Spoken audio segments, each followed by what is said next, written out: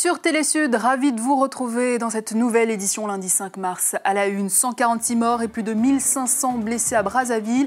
C'est le bilan provisoire des explosions d'obus et autres munitions dans un dépôt des forces armées congolaises. Second tour de la présidentielle au Sénégal. Après le M23, Macky Sall obtient le soutien des Assises nationales sénégalaises. Pour en parler en direct de Dakar, Amadou Matar Mbo, président de ces assises. Et puis la date des législatives en Guinée-Conakry, loin de faire l'unanimité dans la classe politique, fixée au 8 juillet prochain par la CENI. L'opposition serait déterminée à barrer la route au processus. Nous y revenons dans un instant. Mais avant, ouvrons avec cette série d'explosions dans un dépôt de munitions à Brazzaville. 5 détonations qui ont fait au moins 146 morts et plus de 1500 blessés. Selon des témoins, l'onde de choc des principales explosions a été très forte, provoquant des mouvements de panique. Rappelant ainsi aux habitants de la ville le temps de la guerre civile, il y a une dizaine d'années. Des déflagrations ont même été ressenties et fait des dégâts matériels à Kinshasa, la capitale de la République démocratique du Congo, voisine séparée de Brazzaville par le fleuve Congo.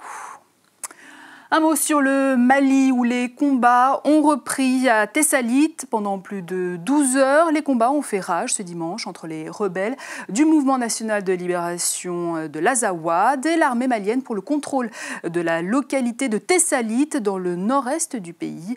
De grands moyens militaires ont été déployés par les deux parties. L'enjeu de ces affrontements pour l'armée, maintenir son emprise sur le camp militaire de Hamachache à 12 km de Tessalit qui permet le contrôle d'une piste d'atterrissage pour avions. Des combats qui ont débuté le 17 janvier dernier se poursuivent par intermittence. Au Sénégal, 8 des 12 candidats malheureux au premier tour de l'élection présidentielle ont affirmé leur soutien à Macky Sall face à Abdoulaye Wade au second tour du 25 mars prochain. En attendant, la coalition Macky 2012 fustige l'utilisation des médias d'État par le camp d'Abdoulaye Wade. Correspondance sur place, Lalassi. Depuis l'annonce du second tour de la présidentielle sénégalaise entre Abdoulaye Wade et Macky Sall, les deux camps semblent s'affronter par médias interposés. La dernière affaire qui défraie la chronique, c'est la sortie d'un chef religieux de la confrérie mouride du nom de Cheikh Béthio Thioune. Le marabout prétend être suivi par des milliers de jeunes adeptes à qui il vient de donner une consigne de vote en faveur du candidat Abdoulaye Wade. Je m'adresse à l'opinion nationale et internationale. Je donne à mes talibés la consigne de vote suivante. Votez Abdoulaye Wade. Ces images sont passées en boucle à la RTS, la télévision nationale sénégalaise, aux grandes dames du directoire de la coalition Macky 2012. Cette dernière dénonce la propagande supposée menée par le service public en faveur du régime en place. C'est inacceptable, inadmissible qu'en pleine période électorale, même s'il y a un temps de suspension entre les deux tours, c'est inacceptable qu'on joue de cette façon à la propagande au détriment d'un autre candidat. Concernant cette consigne de vote, les dignitaires de la ville sainte de Touba, à 200 km de Dakar, ont également dit leur désapprobation. Ils estiment que les chefs religieux de la ville sainte ne font pas de politique. L'ancien Premier ministre Macky Sall, également soutenu par les Assises nationales, fer de lance d'un projet de charte de la gouvernance, un projet accepté par la plupart des partis d'opposition. Et pour en parler en direct de Dakar, Amadou Matar Mbo, ancien directeur général de l'UNESCO et président de ces Assises nationales. Monsieur Matar Mbo, bonsoir. Bonsoir. J'ai eu un soutien total du peuple des Assises. Monsieur Mbo, ce sont les mots de Macky Sall. Que vaut vraiment ce peuple des Assises dont parle Macky Sall? Eh bien, ce peuple des Assises est composé de partis politiques, de l'opposition, d'organisations de la société civile, aussi bien des syndicats patronaux que des syndicats des travailleurs, de personnalités diverses qui se sont réunies depuis 2008 pour faire le bilan de la situation du Sénégal depuis l'indépendance, pour tirer des enseignements de ce bilan et tracer les perspectives d'un Sénégal nouveau. Alors après ces déclarations de soutien à Macky Sall, comment allez-vous vous impliquer dans cette campagne de l'entre-deux tours? D'abord, tous 6 des candidats à la présidence de la République qui ont réuni plus de 54% des voix, ont signé la charte de gouvernance démocratique et font donc partie des assises. Tous ces candidats ont décidé de se coaliser et de faire la campagne électorale avec Macky Sall pour que sa candidature puisse triompher. Donc, c'est une fraction importante de la population sénégalaise. Et je vous dis, 50% des voix ont été recueillies par ces 6 candidats qui avaient signé la charte de gouvernance démocratique. S'ils avaient été unis, il n'y aurait pas eu de second tour. Il n'y avait qu'un premier tour. Alors, M. Mbo, il y a eu le soutien du M23. C'est au tour des assises d'apporter son soutien à Macky Sall. N'avez-vous pas peur que la stratégie du tout sauf Wade ne se retourne contre votre candidat? Mais il n'y a pas d'autre alternative. Wade est le seul candidat contre tous.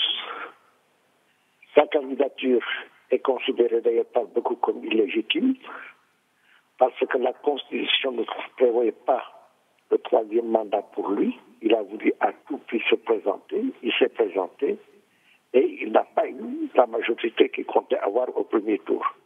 Alors aujourd'hui, le fait que tous les autres candidats se soient mis ensemble pour le combattre est le signe qu'il y a une volonté de changement au Sénégal. Et cette volonté de changement, je pense, repose aussi sur la mise en œuvre des recommandations des assises nationales, recommandations qui ont été signées à travers la charte de gouvernance démocratique par la plupart des candidats qui étaient face à Wade au premier tour. Amadou Matar Mbo, merci. Je rappelle que vous êtes le président des Assises nationales sénégalaises et que vous étiez en direct de Dakar. La date des législatives en Guinée-Conakry fait polémique, fixée pour le 8 juillet prochain par la Commission électorale nationale indépendante. Cette date réjouit la mouvance présidentielle. L'opposition, en revanche, la qualifie de fantaisiste. Christina Okello. Plusieurs fois reportées, les élections législatives en Guinée se tiendront finalement le 8 juillet prochain. Une date qualifiée d'unilatérale par l'opposition qui dénonce l'absence de consensus. Et ce qui cristallise avant tout les tensions, c'est la composition de la CENI, la Commission électorale nationale indépendante, dont le président Lunseni Camara est soupçonné d'être à la solde de pouvoir.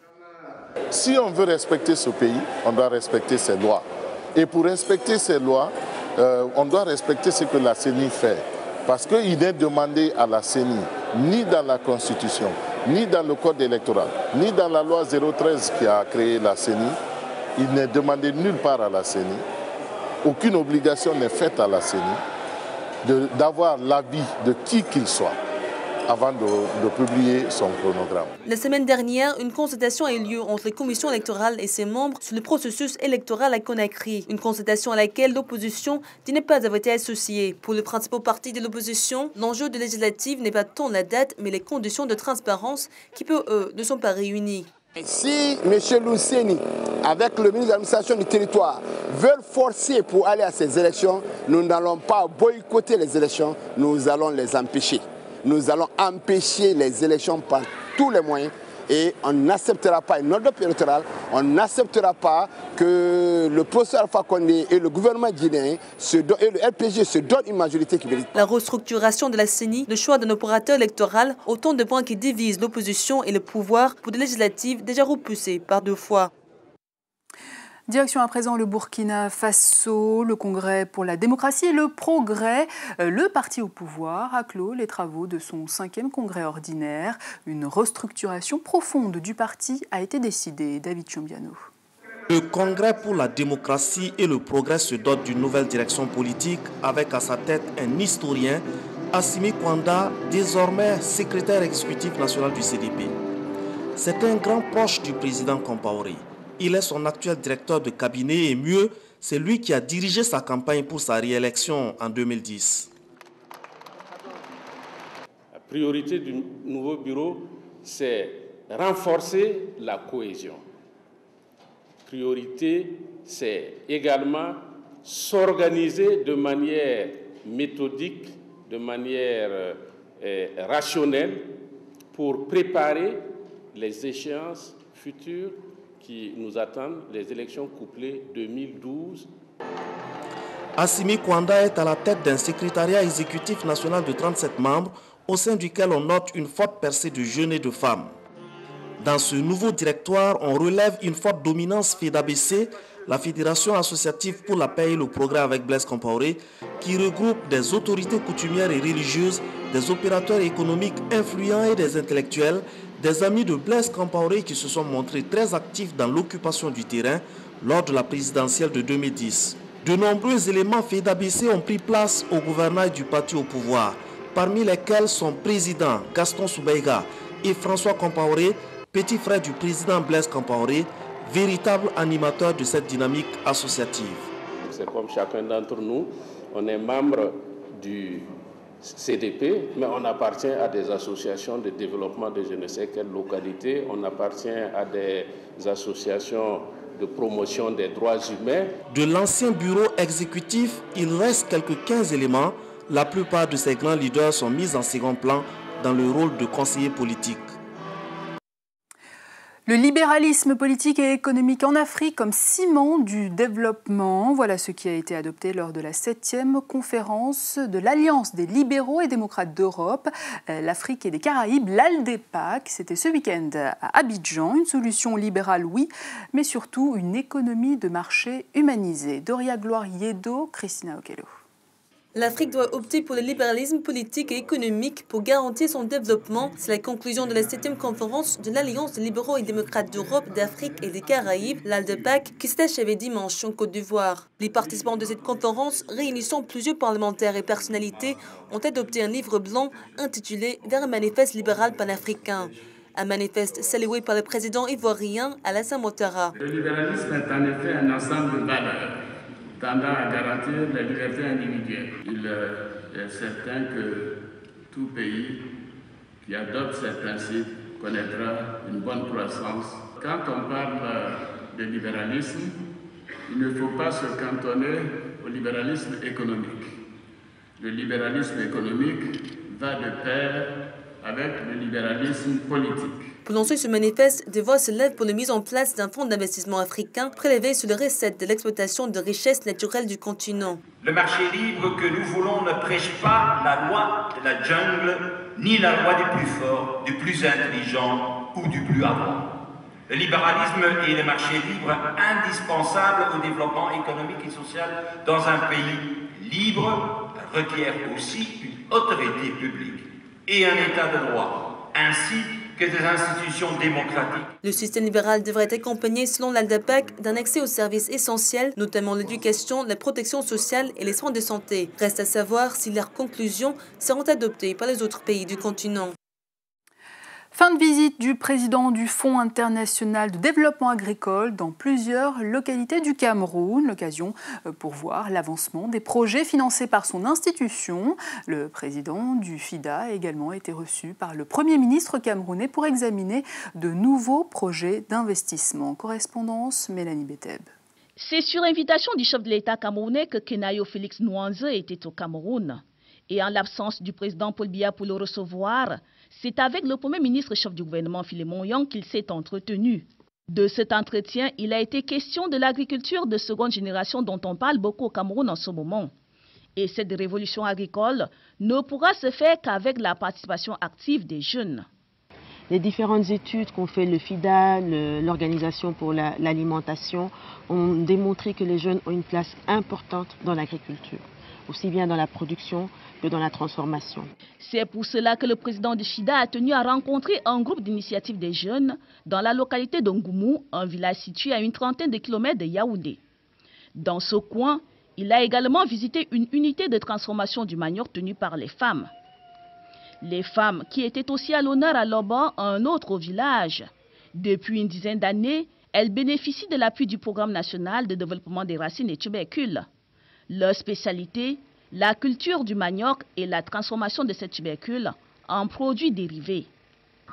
Le projet manioc nous a apporté beaucoup de choses. D'abord, la formation en méthode culturelle, la formation en production et puis en appui matériel.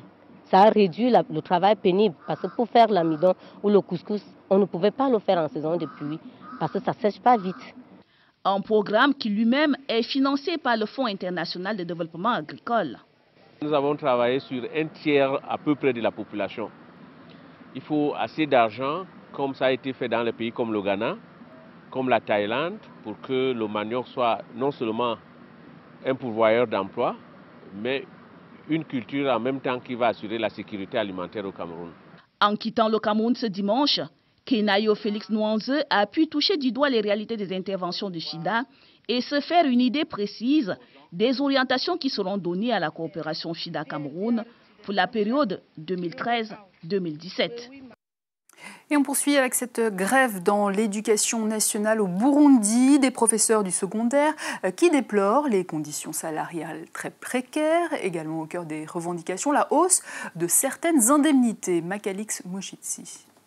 Des élèves inoccupés en classe, d'autres en train de bavarder entre amis, c'était la situation dans certains établissements suite à un mouvement d'arrêt de travail observé par les enseignants des écoles secondaires du Burundi. Deux principales revendications sont à la base de cette grève des enseignants, entre autres les disparités salariales au sein des fonctionnaires du ministère de l'Éducation et aussi l'impôt professionnel sur le revenu. Un impôt qui aujourd'hui dépasse 60 000 et 80 000 pour certaines personnes. Alors nous disons que cette situation ne peut pas perdurer parce que le coût de la vie est devenu insupportable. Mais curieusement, dans les autres secteurs, nous voyons qu'on a essayé de donner beaucoup d'indemnités pour essayer de subvenir aux exigences du coût de la vie actuelle. Au sein du ministère de tutelle, les réclamations de ces enseignants n'ont pas de fondement et surtout la question de l'harmonisation des salaires, car cette dernière touche tous les fonctionnaires de l'État. Ce n'est pas une question propre aux enseignants, c'est une question qui concerne tous les fonctionnaires. Je crois que le gouvernement a compris qu'il y a un problème au niveau de la montée des salaires et c'est pourquoi le ministre de la fonction publique et de la sécurité sociale a pris à cette question. Les choses ne sont pas faciles pour le personnel du ministère de l'Éducation en grève, car des sanctions strictes seront prises à leur égard. À tous les délégués communaux de l'enseignement de relever tout cas d'absence et nous transmettre le plus rapidement possible les dossiers de tous ces enseignants qui seraient absents. Ces jours non prestés ne seront pas payés. Cette grève des enseignants, regroupée au sein du Conseil national du personnel de l'enseignement secondaire, qu'on appelle en abrégé, devrait durer 4 jours à partir de ce lundi. Et dans l'actualité politique française, le président Nicolas Sarkozy a défendu sur un ton passionné ce week-end à Bordeaux sa conception de la civilisation de la République française. C'était lors d'un discours marqué très à droite. Il a réitéré son refus d'accorder le droit de vote aux étrangers pour des élections locales. Je vous propose de l'écouter. Donner le droit de vote aux étrangers, séparer le droit de vote de la citoyenneté, de la nationalité, c'est porter atteinte à la République. Parce que c'est ouvrir la voie au vote communautaire et c'est mettre les maires sous la menace du chantage communautaire. Or, la République ne reconnaît pas le communautarisme. Et dans le reste de l'actualité internationale, biaisée et inéquitable, voilà comment la mission d'observation électorale en Russie a jugé lundi l'élection présidentielle. Une présidentielle qui a vu la veille une victoire écrasante de Vladimir Poutine, avec près de 64% des voix. Un scrutin également dénoncé par l'opposition qui ne compte pas en rester là. Elle a appelé à une mobilisation très importante à Moscou. Et c'est ainsi que notre édition touche à sa fin, mais avant un dernier rappel des titres, au moins 150 personnes ont été tuées, environ 1500 blessés par une série d'explosions dimanche dans un dépôt de munitions à Brazzaville. Des centaines de personnes fuyant le site ont trouvé refuge dans leur famille. Les sans-abri devaient être accueillis dans plusieurs points de la capitale. Au Sénégal, les assises nationales invitent à se mobiliser autour du candidat Macky Sall qui affrontera le président Abdoulaye Wade au second tour de la présidentielle prévu le 25 mars prochain. Et enfin, un nouveau bras de fer politique se prépare en Guinée-Conakry sur la date des législatives fixée au 8 juillet prochain. La mouvance présidentielle et pour l'opposition, en revanche, la qualifie de fantaisiste. Voilà, c'est tout pour ce journal. Merci à vous de votre attention. La suite de vos programmes, c'est tout de suite sur Télé Sud. Quant à moi, je vous donne rendez-vous demain pour une nouvelle édition. À demain.